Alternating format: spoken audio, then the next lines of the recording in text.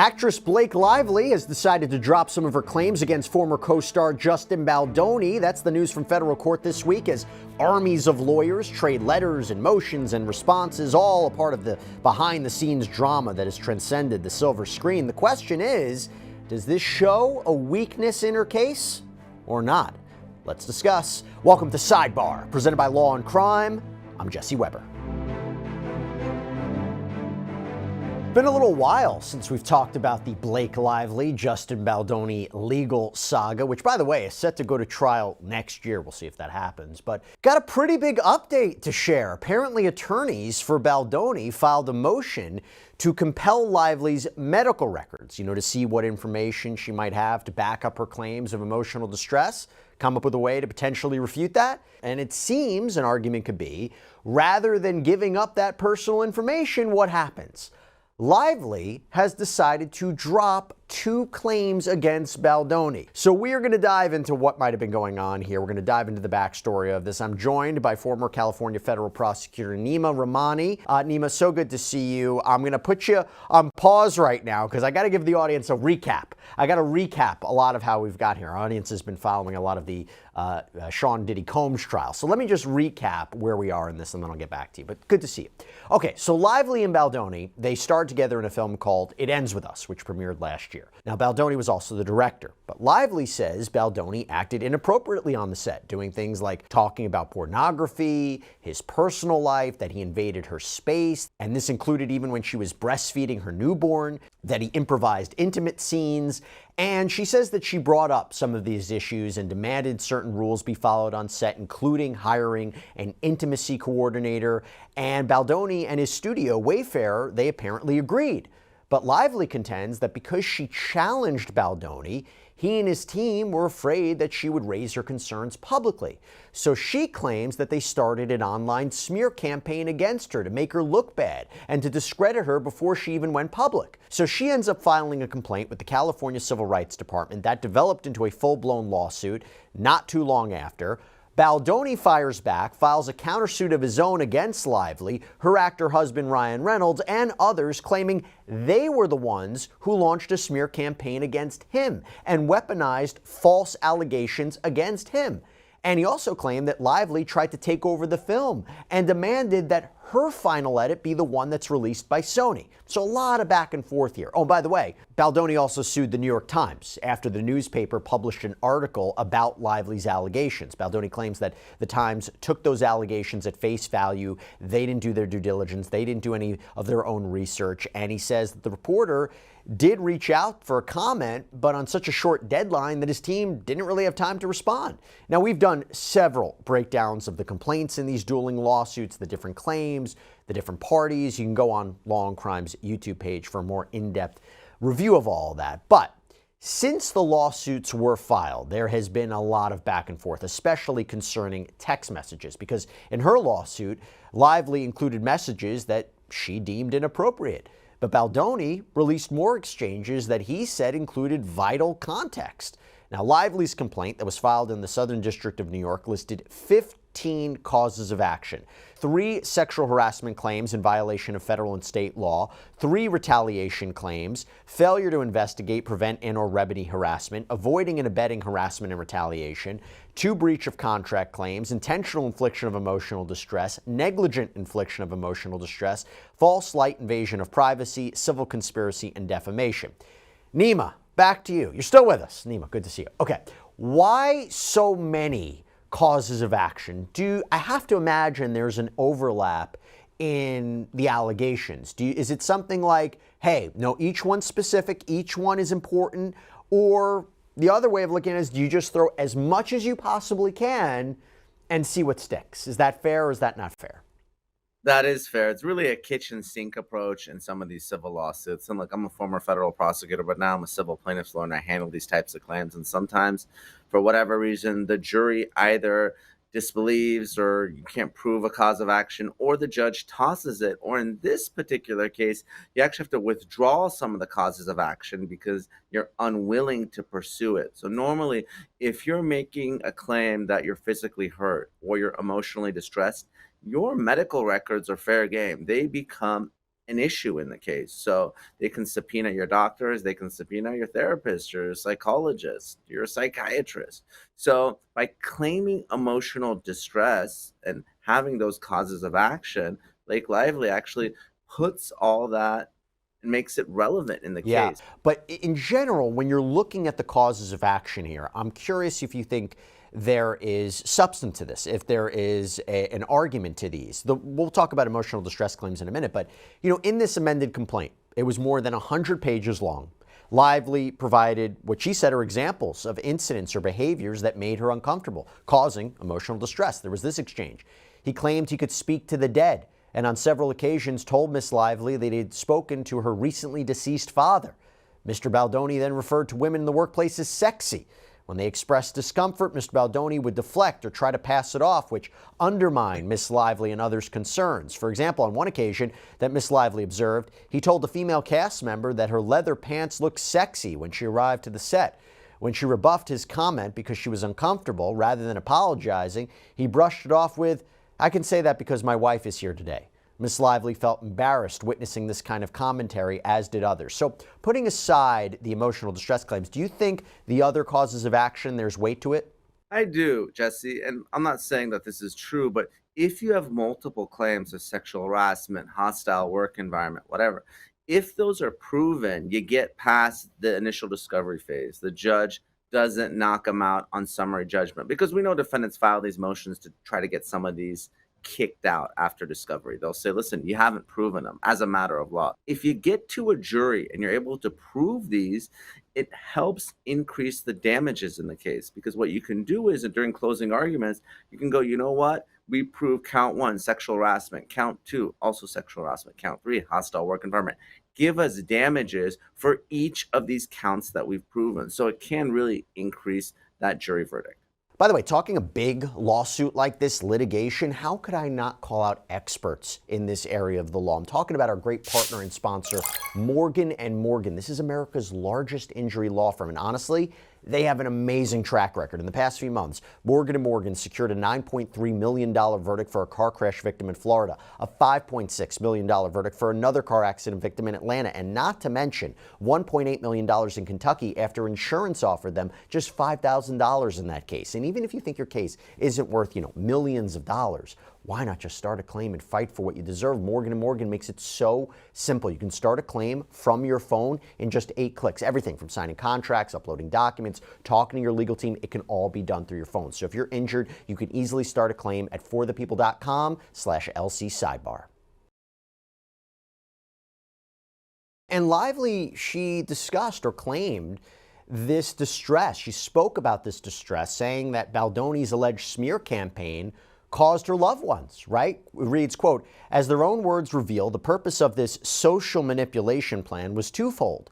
It aimed to both A, conceal the pattern of harassment and other misconduct by Mr. Baldoni, Mr. Heath, and Wayfarer, and B, retaliate against Miss Lively by battering her image, harming her businesses, and causing her and her family severe emotional harm.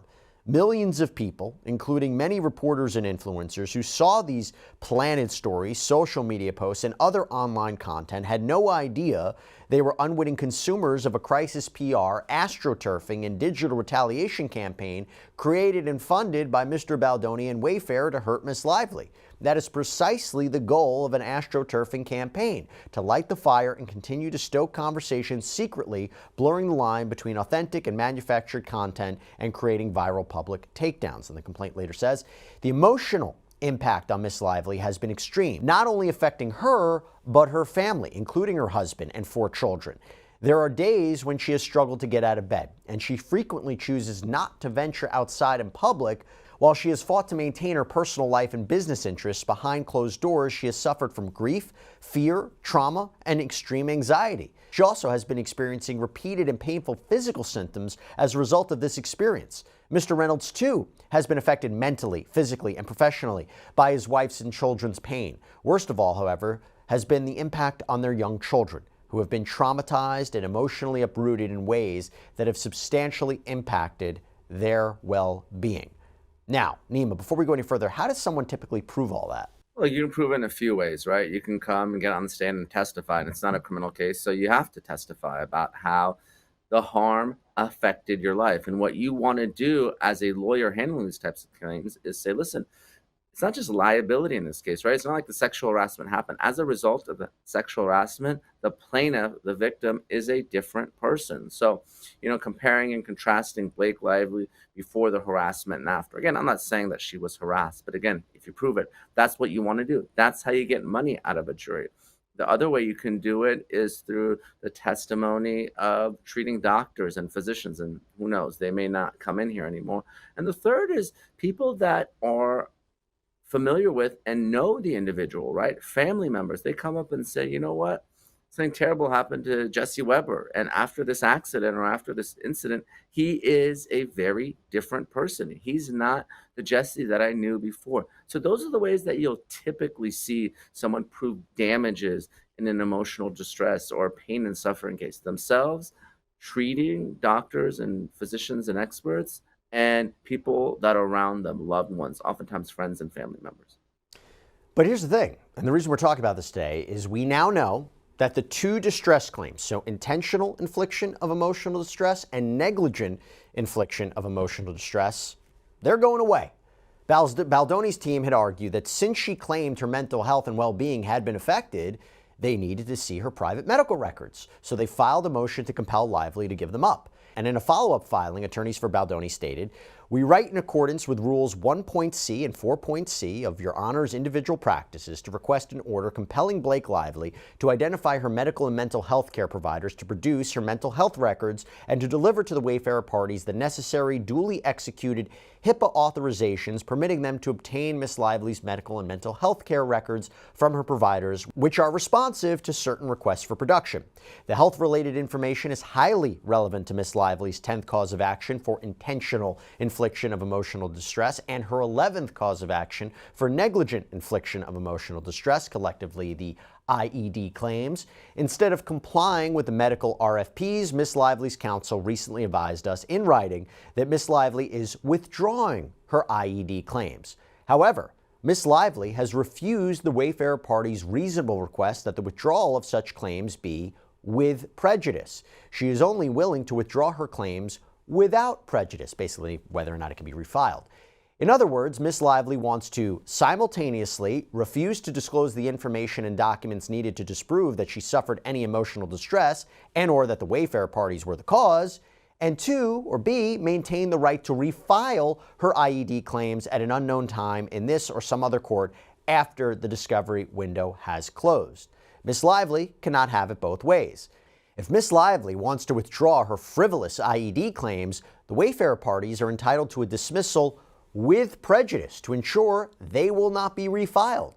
If Miss Lively is unwilling to stipulate to the dismissal of her IED claims with prejudice, then the Wayfarer parties will continue to defend against them, and she must produce her medical information and documents as set forth herein. Now, before we get into what details they're looking for, do they have an argument here? Are they right, Neama?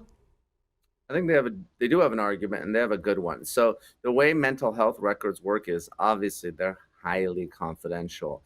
The providers won't produce them unless they have one of two things: an authorization from the patient, in this case, the adverse party, or a court order. They're just not going to do it. So in this particular case, the parties had propounded discovery, so they're asking for information and documents. And this is typical in civil cases. You have a lot more discovery than you do in a civil case, in a criminal case. Lively's lawyers objected, and they said, we're not going to produce it. So Baldoni's lawyers, they went to court, and they got an order compelling the production of those mental health records. And then when Blake Lively saw the writing on the wall, she said, you know what? I'm just going to walk away. So really the question is, what is that walk away? Is it a dismissal with prejudice or without? And now that we're well into the litigation, I don't think the judge is going to allow her to play these types of games. You either move forward with the claims in this case, you produce the records if you do, or you dismiss them and you don't bring them up during some later proceeding. So I think Baldoni's lawyers have the upper hand here. Well, here's the question, right? Why, if this is really true and we try to make sense of it, and I think an argument or conclusion people might draw is, Well, she didn't want her medical records released. Well, why? What are the details they're looking for? Well, the filing lists it out. 1, the names and addresses of the medical and mental health care providers that treated and or examined Miss Lively for her alleged emotional distress. 2, all reports and or treatment notes of those physicians and health and mental care providers who have treated and or examined Miss Lively for her alleged emotional distress.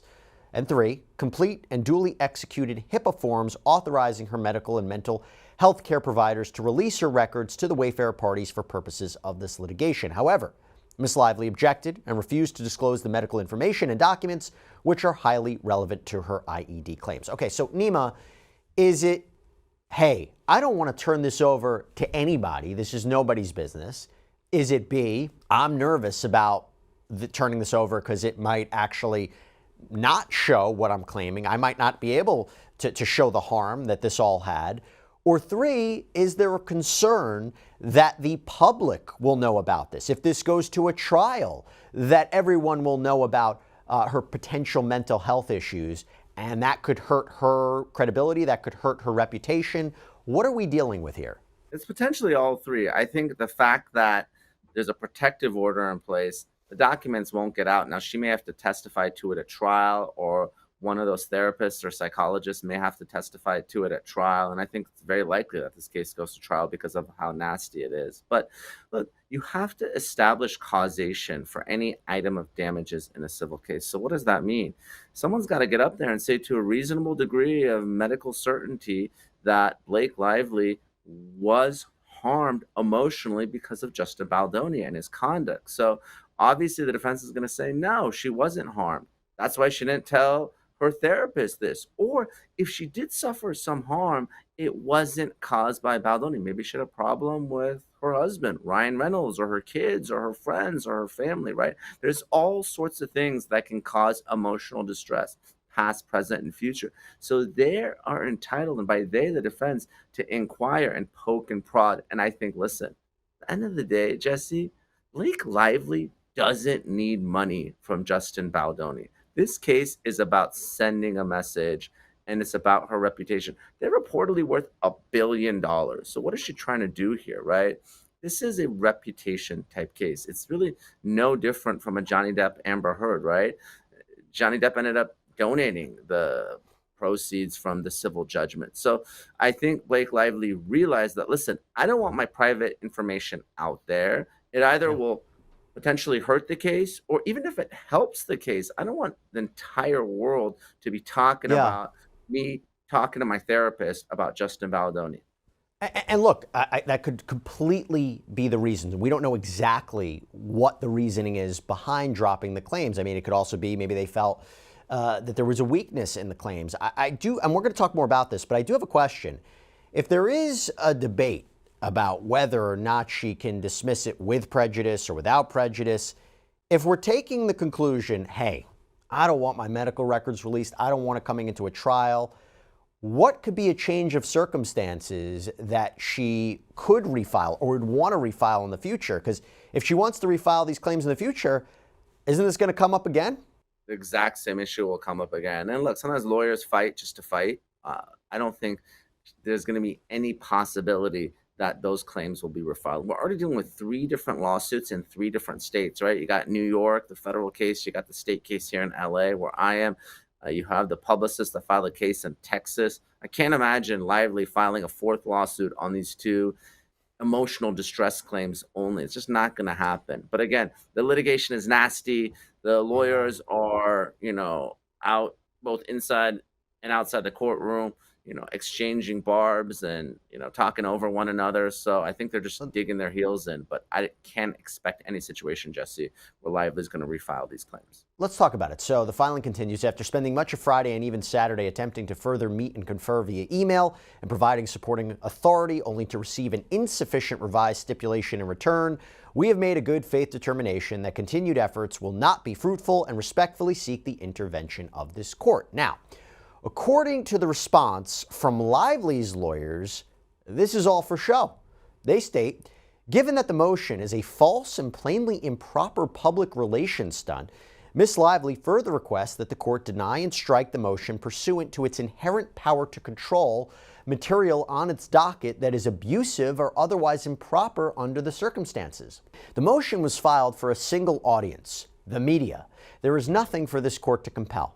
As the Wayfarer parties make abundantly clear in their motion, Ms. Lively voluntarily agreed to withdraw her infliction of emotional distress claims on Friday, May 30th. Ms. Lively did so in good faith to streamline the dispute in the ordinary litigation process, given the damages she otherwise anticipates recovering. Counsel for the Wayfarer parties concede and are aware that this renders their discovery moot. But they also have been desperately searching for an angle to make a show out of Ms. Lively's decision to streamline her case. So that's an interesting response there, Neama. They're saying, we're dropping these claims just to head further into trial quicker, to streamline the case, right? This is complicating it. We got other stronger claims. And by the way, I guess the argument is the damages that I'm seeking through emotional distress, I could get them through my other claims. So am I wrong about that? Is it possible she could get the damages she's seeking through the other claims she has in the complaint? And is it legit, hey, this is just a way to make this case go quicker? Look, she's absolutely right that she can get those damages through other claims like sexual harassment, whether it's a quid pro quo or hostile work environment, basically creating a sexually charged workplace. But one thing that is disingenuous is the fact that, or at least the argument that Baldoni is filing this motion just for media attention. Let's not forget, Jesse, the reason this became such a big deal is Blake Lively's PR team went to the New York Times and leaked this lawsuit well before it was filed, and they wrote a hit piece about it. So the parties have both been trying this case in the media. This case is only about the media. Well, the allegation was that they coordinated, right? They coordinated the release of it. It did come out, the article, I don't remember, either the same day or right after the filing of the suit. So this is how the filing of the complaint. The filing of the complaint, I should say. So I handle a lot of celebrity cases at my firm here, right? We sued a lot of them. And the way it works is this. There's no way that the New York Times writes this long article the day it's filed. So there is coordination. You call a reporter you have a relationship with, you give them a copy of the complaint, right?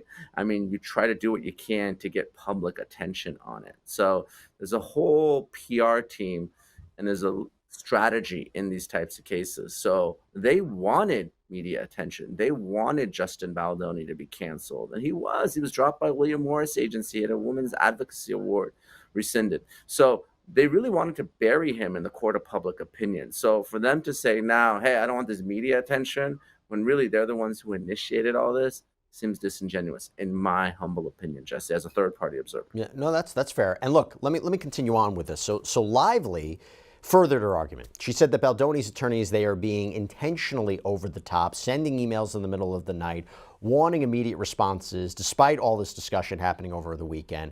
And on Friday, counsel for the Wayfarer parties proposed a stipulation to dismiss Lively's 10th and 11th causes of action for the, negligent and intentional infliction of emotional distress, respectively. It goes on. Ms. Lively's counsel provided proposed edits to the stipulation on Sunday evening after receiving repeated emails on Friday, late Saturday evening, and early on Sunday morning, falsely and disingenuously claiming that Ms. Lively was refusing to participate in discovery by not immediately responding in the middle of the night, apparently, and threatening to advise the court. The Wayfarer parties offered no basis whatsoever for their unnecessary escalation of a mutually agreeable streamlining of claims or why finalizing the method of dismissal could not wait until Monday morning. Nonetheless, in an effort to diffuse the situation and avoid unnecessarily burdening the court, Ms. Lively agreed to the stipulated dismissal and proposed modest revisions to the parties' joint stipulation for dismissal on Sunday evening. And it turns out that there was a teleconference that was scheduled for Monday afternoon, but according to Lively's attorneys, Baldoni's team never even brought up the stipulation about dropping the emotional distress claim. The filing says instead they rushed to this court to file this clearly pre-written motion the minute that the teleconference concluded. Almost immediately thereafter, tabloid media began reporting exclusively on Ms. Lively's shock move, claiming that she has sensationally dropped her IIED claim. Now, Neama, I'm curious your thoughts on this, right? Because this wouldn't be the first time that Baldoni's team, especially lead counsel Brian Friedman, that they have been accused of trying to sensationalize this story or trying the case in the media. Remember, he released an amended complaint as well as a case timeline as his client sees it. Lively, her husband, tried to get a court order to take the website down. That was denied. Is there any weight to this argument that what his side is doing is wrong or in bad faith? Look, it's a strong argument that Friedman and Baldoni are trying this case outside the courtroom. I think both sides are, frankly, and that's really what this case is about. It's not about money or civil justice. It's about sending a message, clearing one's name here in Hollywood. So it is a unique case, but I think both sides are doing it.